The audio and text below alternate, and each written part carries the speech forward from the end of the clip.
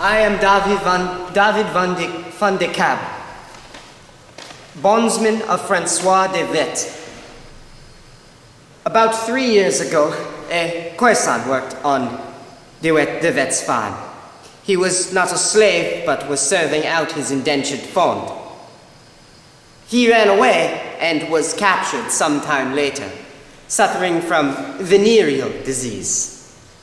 He said he caught it from my sister Stain, a slave here, just like me.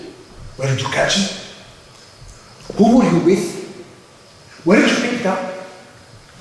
This disease on my farm. So I beat her with its shambuk.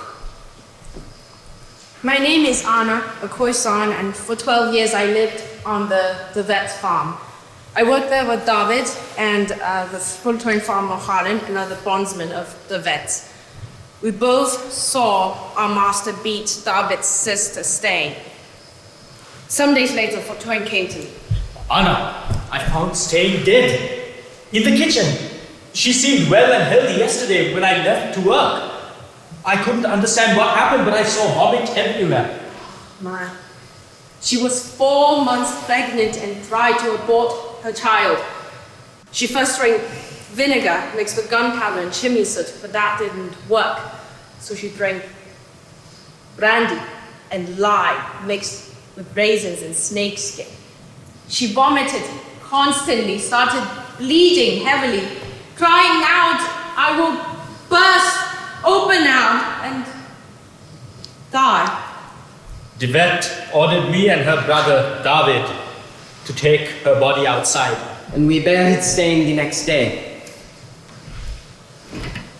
About 2 months ago, my woman, Yakomen, mother of our infant daughter, had been loaned to the Devals as a wet nurse for their newborn. One evening, after finishing there, she came back home. I mean back to the Vets. Our daughter had been crying all day, and Yakomen picked her up to quiet her.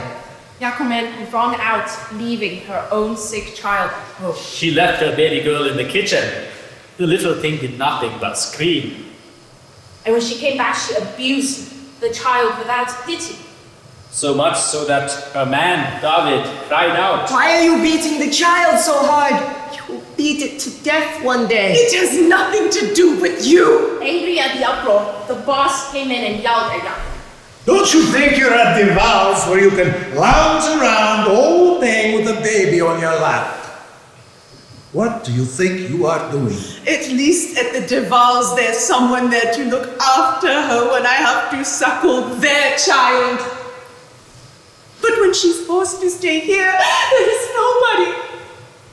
One day she will cry herself to death. Devet grew so angry that he grabbed the horsewhip and he hit Yakomen, who's still holding our child in her arms. The boss gave Yakomen 2 or 3 lashes. Devet hit her again and again. While she was holding the baby in her arms.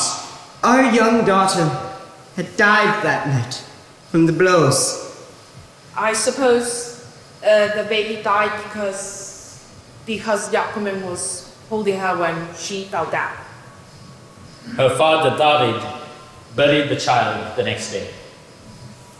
After all of this, I could not stand serving Devet, living and working on his farm. I wanted to report my master's abuse, but Devet's brother-in-law tried to convince me to abandon my efforts, saying it would shame his family. But here I am, bringing these charges. What I have said is true. These statements have been recorded in the office in Stellenbosch, January 13th, 1792.